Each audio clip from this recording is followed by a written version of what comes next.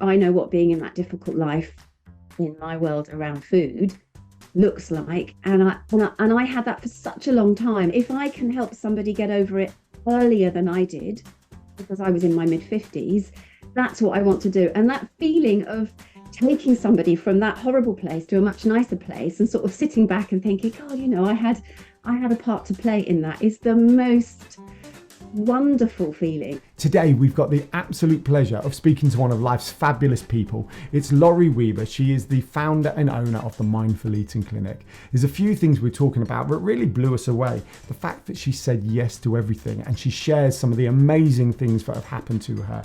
The fact that this desire to help people may have been there for her entire life, and how 40 years of disordered eating have gone into who she is today and why she's now helping other people with the Mindful Eating Clinic. Before we get started, everything you need to know about Laurie is in the description below, and please do subscribe to our podcast. It would really be appreciated as we grow and we get more guests on for you to listen to. Laurie, thank you so much for joining us today. This is our podcast. We are celebrating regular people achieving remarkable things, because we think sometimes we focus so much on the mind-blowing, amazing things, we forget the remarkable achievements from regular people. I've said that too much. Anyway, let's start with, what are you trying to achieve, whether that's with your life or your business, the Mindful Eating Clinic? We'd love to know what you're trying to achieve. Oh, thank you. Well, let's start with the clinic. What I want to achieve is to help people, and everybody says that, but specifically in my area, help somebody get from a difficult life to a happier life. And that's because I know what being in that difficult life in my world around food looks like, and I had that for such a long time, and I'm sure we'll get into sort of how I got there, but anyway, I had that for such a long time that if I can help somebody get over it earlier than I did, because I was in my mid 50s, that's what I want to do. And that feeling of taking somebody from that horrible place to a much nicer place and sort of sitting back and thinking, God, I had a part to play in that is the most wonderful feeling. I mean, it's very emotional for me with everybody, and of course everybody's experience is different, everybody's issues are different, and I really like the challenge and the need to be creative. So using all the tools that I've got to try and think, right, how do I work with this person? What order do I need to give it to them? How do I need to express it? What language works for them? What style works for them?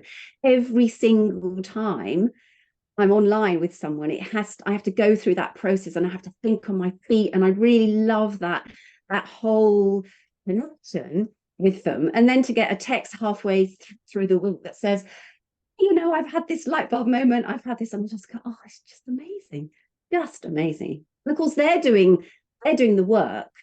I'm just providing a roadmap, I'm giving them ideas, I'm trying to explain things to them so that it perhaps makes more sense. So it's a piece of work now that sort of encapsulates really all the things that I've done in my professional life and also my own experiences. It's a dream. It's a real dream to be doing it.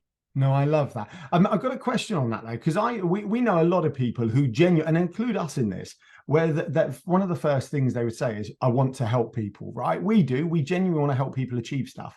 But my question is, what stops you exiting the period of your life that was a bit more challenging, if that's okay, and not going, well, thank God for that, done, dusted, I'm off into the sunset to sit on a beach in Barbados? What's the kind of mindset to go, actually, I'm going to help others? Because, how's that bit work?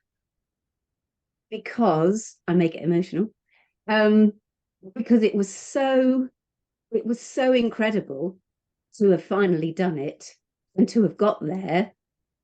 And I'm not the quietest of people. Anybody who's met me through any digital circus activities will know that. And I just couldn't sit still, because I probably thought I was never going to get over it. So I just had this incredible drive to start shouting about what I'd managed to achieve. And that then picked up some traction, and I realized that there was an opportunity here. And I started off just doing it as an amateur thing in the background. Um, and I think just the fact that because I'd always been in a training stroke coaching environment, I'd always wanted to take people from A to B. So that was a natural progression. It wasn't as if I did a completely unrelated job. So I think it was just a pull, to say to people, oh, you can do it. Look, I did it after 40 years. Can flipping well do it, then anybody can do it. I agree. So if you don't mind me asking, so you're happy to share, you spent 40 years living with disordered eating. Yeah. That's right. Yeah. In a time when you first realized that you had an unhealthy relationship with food, were there, and I'm going to assume not, because obviously we went 40 years through this, the types of support out there to help people like yourself, was it there, or was it that you just weren't looking for that support at that time? I don't think I recognized that it was a real issue. I think it was something that was uncomfortable, and it went from periods of being very extreme, sort of being managed for periods of a few months or whatever. I think so in those days. So I was born in 62, and it started when I was about 16, and so at that time anorexia was talked about a lot. Eating disorders were fairly confined to anorexia, and I think bulimia was probably talked about, but there wasn't the sharing then. I mean, we didn't even have computers, we didn't have mobile phones, so there was no sharing of stuff. So unless you happened to read it in the newspaper, or there was an interview on the television, that kind of presence just didn't exist. No, and there's no guaranteeing that that information, there's no guaranteeing for that information you're reading, consuming was even factually correct back then. So no, apologies. Sorry, Laurie. No. So we're looking at the late 70s, early 80s. So I think anyone that was suffering in a way that I did, and I realized now I had binge eating disorder, but I had an anorexic voice. It's all quite complicated, but so basically I had an anorexic driver to be much thinner than I was, but that manifested itself in binge eating. But anyway, yes. So at the time there wasn't, and I think possibly one of the reasons why I wasn't really able to help myself until I did at the time was that, even moving through the 20-30 years with it, there were other things going on. So I was sort of managing my career and my children, and it was just a narrative in my life that I had accepted. And I think that's what happens with lots of people with lots of things perhaps in their life that they don't address. That's my lot. It's okay. I'm managing my weight up and down through binge eating and then starving and all this kind of thing. But then as I got older, then there was more stuff out there. I realized that I was getting to this 40-year-old landmark of having had it in my life. And I just thought, hang on a minute. Rumor has it that you're an intelligent woman. You're okay. Right. You've had some pretty good career experiences.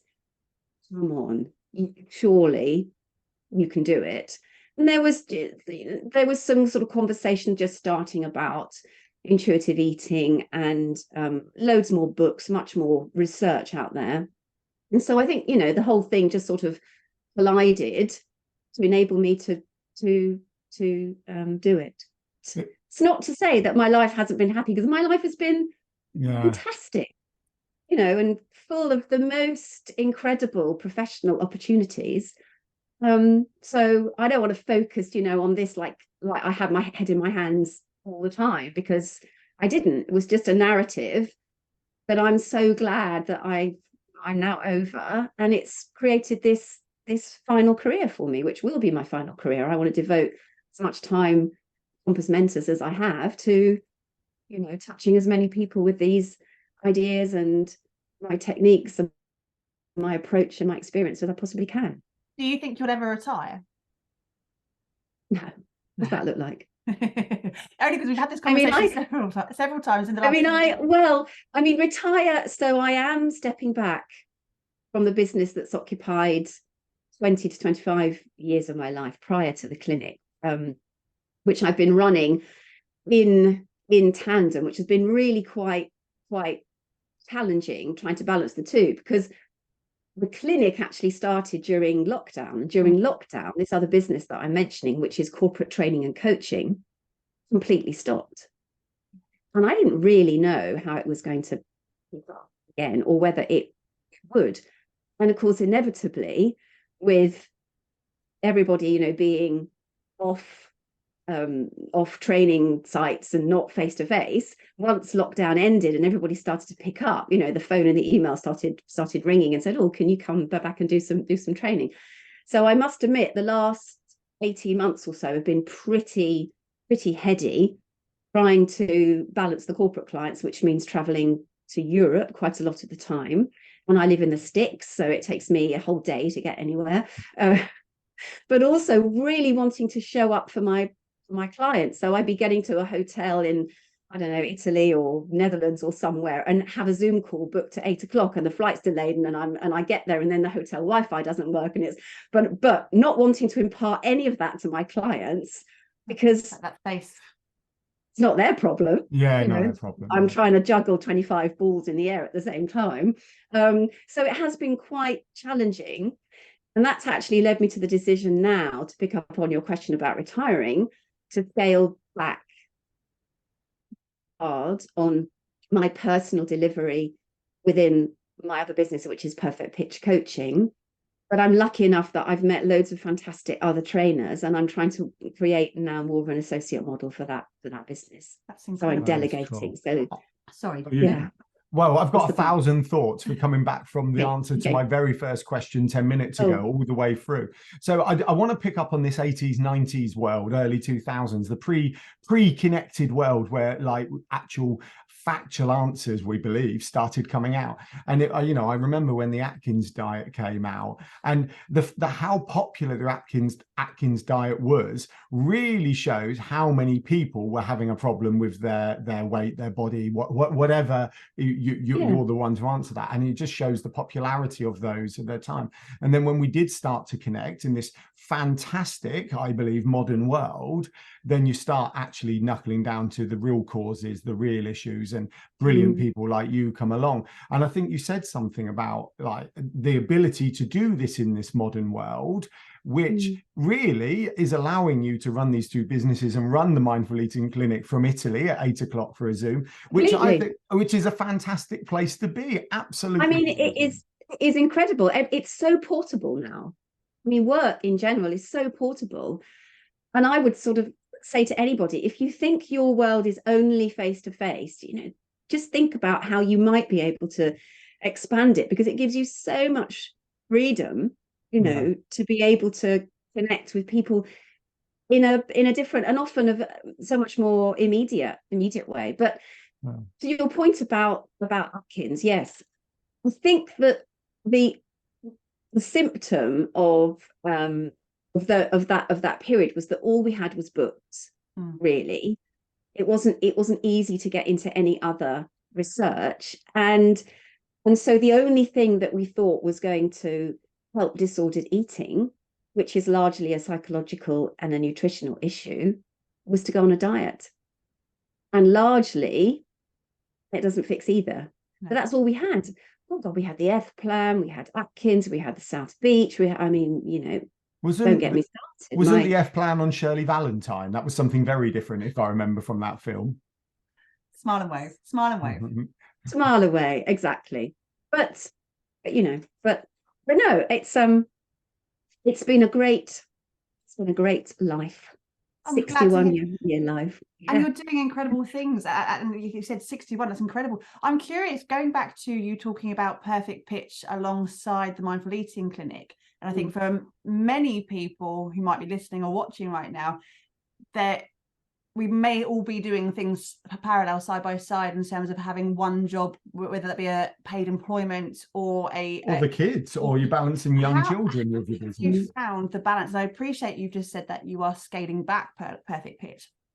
How have you found the balance in order to get to that point where you are confident in the place and that the mindful eating clinic has got to say, actually, do you know what, I can step my foot off the gas with Perfect Pitch? What does that line look like to you, and was it a scary decision to make, knowing that you've been quite, I say, comfortable in terms of with the corporate clients coming through the door, and what that looks like to you, to say, actually, no, I'm confident that the mindful eating clinic's the thing for me now? Well, yes, it is. I think it's partly about looking at, can I actually sustain it financially? Yeah. And that's a lot of questions around, well, what do I really need? And there's a big difference between what do I want, what do I need? I mean, I'm fortunate in that I'm at the stage in my life where I haven't got massive commitments financially. I mean, my children both self-supporting, which is great. My son Harrison and my daughter Phoebe, they're quite set up. They've got great partners, but I sort of looked at what I really, really need. I mean, I am very fortunate in that I can keep the Perfect Pitch business going. And so it's not like cutting it off completely. I mean, it's not the same as me getting out there delivering. Anybody who knows that world, there's a big difference to taking a little margin and actually doing the work yourself. But I kind of thought, well, actually, I've been very overwhelmed. I've felt very kind of torn and pushed and pulled about. And the minute I got to that point where I felt like I was chasing my tail, and in my head, I thought I was maybe just getting away with it, which is, I don't think is how anyone on the receiving end feels. But at the end of it, I was kind of, okay, good. But it's only because in that moment, the adrenaline kicks in, and I go, okay, and that hour is really good and focused. But then I come off it and I was getting increasingly tired. And I thought, right, you cannot do both. You absolutely cannot do both. And so, having done the corporate stuff for over 20 years, in fact, it's my own business's 20th anniversary this year in October. That was also, I obviously have a thing about, thank you. I have a thing about numbers, don't I? 20, 40, being a bit of a catalyst for change. I thought, what's the worst that can happen? Worst that can happen is I don't have any clients for 3 months, and I maybe, go crawling back to one of my clients and I say, actually, do some delivery this month, please, because it's all got a little bit tricky. I mean, I've always been very optimistic. I've always had an it'll be fine mentality, which I think I was born with. I get probably from my late mother, who was amazing. And I think that just means that I throw myself into things. So I've had all sorts of opportunities that have just come up, and I've not really said no to anything apart from starting to say no to the corporate clients over the last year. That's on your terms. From that, really. Yeah. And as a result, I've taught, well, I was a semi-pro singer semi-pro all my life. I was pro for 2 or 3 years. I've taught singing in school. I've gone out on the circuit doing karaoke with a little box and a microphone. I've worked in professional golf. I've worked in Formula One motor racing. I've worked in other events. I've worked in marketing. I've taught English abroad in France. I've done all the Perfect Pitch presentation skills training, and now I'm doing this. So it's just these little opportunities have just come up, and I just think, you never know what you're going to get out of all these things. And it doesn't matter if it doesn't work. It doesn't matter if you try it for a while and you think this is not for me. You still will have gained something. I mean, I know that my ability to talk to 18 to 22-year-olds is because I taught singing in secondary school. Yeah. I wrote a blog post a couple of weeks ago, or a couple of months ago now, actually, about being how being a generalist is not necessarily a bad thing. And actually, when you call yourself a generalist and you replay, just like you've just done there, all of the things you've done over a very colourful and amazing life, actually, when you look at the skills involved in each and every single one of those roles, there is a connection between them all. And for you, it's people. And whether you're teaching singing or teaching English as a foreign language, you're there supporting and helping someone to improve. When you look at the mindful eating clinic, that's exactly what you're doing now, just with that focus on a better relationship with food and helping people to get to that next level. Which then comes back to one of my earlier questions about why are you helping people now? You've always helped people. So there is no you're helping people now, whether you're teaching them English, teaching them singing, entertaining them, or at an event supporting them. From what you're telling us, or in your, I have to say pitch perfect. I keep wanting to go pitch perfect. Perfect pitch. You're always helping people. You've always had that kind of coaching. So going back to that question, is there something else in there? Is there, where does that come from? Because we understand where the mindful eating clinic part of helping people comes from, but it's helping people is always there. Yeah, I suppose it comes from, therefore, principally a need to connect and a desire to connect and a desire to, I'm not going to use the words, to actually go on an adventure with someone, to have a shared experience. Maybe it's that, to have a shared experience with someone. And if I can be a catalyst to make that experience better somehow, then perhaps that's what it is. My mom was incredibly sociable and very, chatty and lively. And in fact, she and I joined the local amateur dramatic group in the village where she and my dad were born and went to the same school.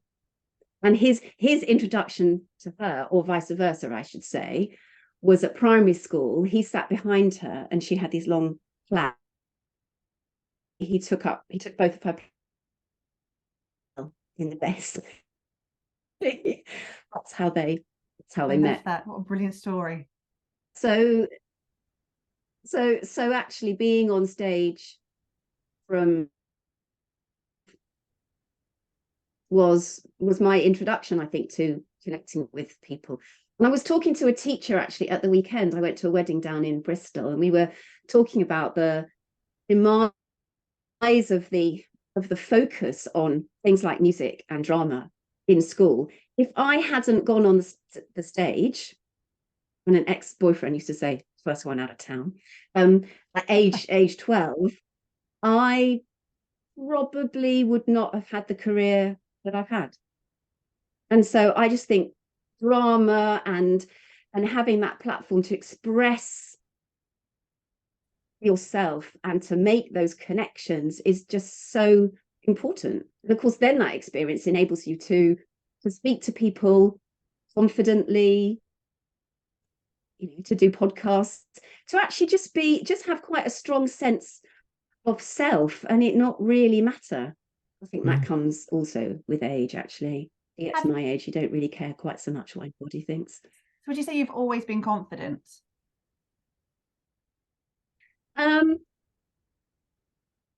Always been confident. I think when I am in that situation, when I'm in front of people, yes. Do I worry about stuff? Hugely. Yeah. Do I angst? Do I have imposter syndrome? Yes, a lot of the time. And I think that's very, very common, actually. I think very often people who appear to be very sort of outwardly, this is me, nothing ever phases me, I'm really confident. In fact, there might be quite a large sort of presence there, large ego, if you like.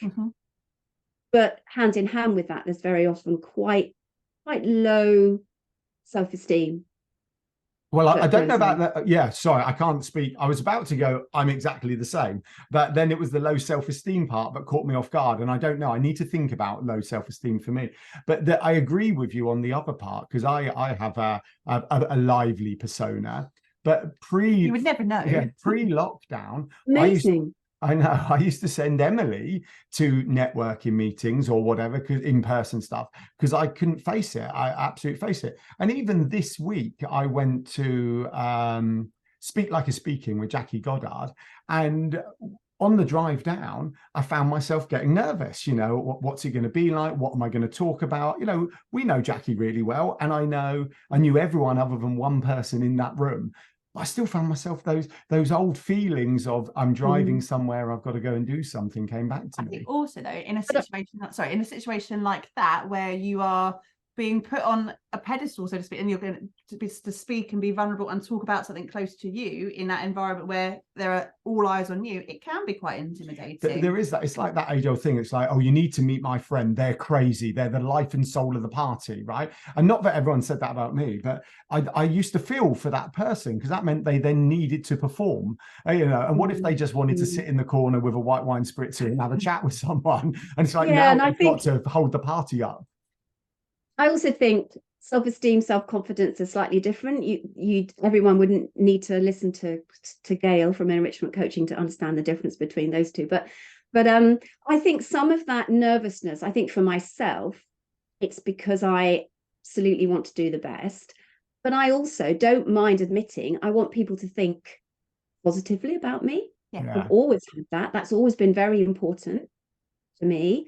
So I don't want to muck it up. And I also want to deliver on what their expectations are. So it's not that I don't think I can do it. I don't think I get that, actually. I think it's just I have anxiety around it not quite being right or not doing it the best that I can. But, you know, these days I have less and less of that, I think, which is good. Is there anything, and where we're going to start to wrap up in a few moments, but is there anything that you would go back to in your younger self and say, if I was to do a do-over, I was saving that for final. Should we just make this final question? I think we've had a good chat. Okay. Well, no, that was final question time. But would you do anything differently to get you to this point where you are today with your business, with the mindful eating clinic as it is today, which is phenomenal, by the way? Would you do anything in the pathway to that phenomenon differently?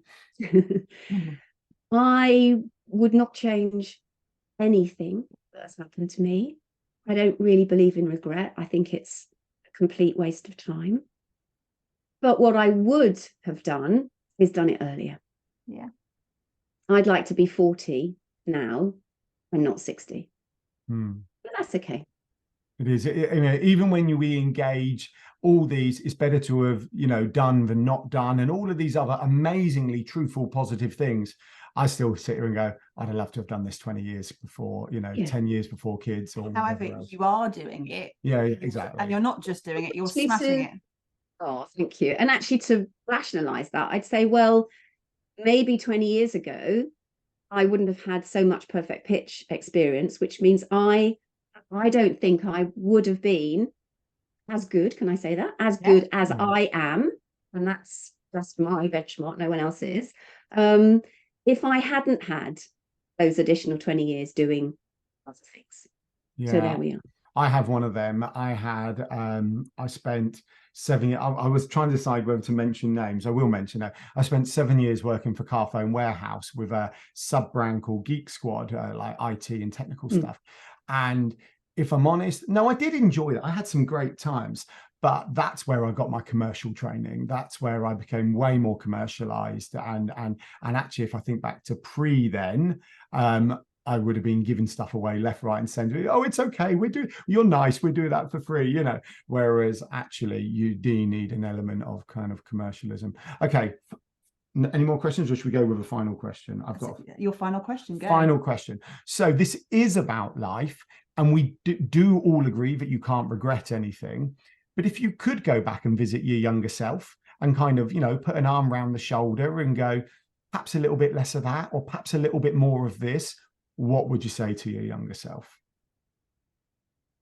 You are enough.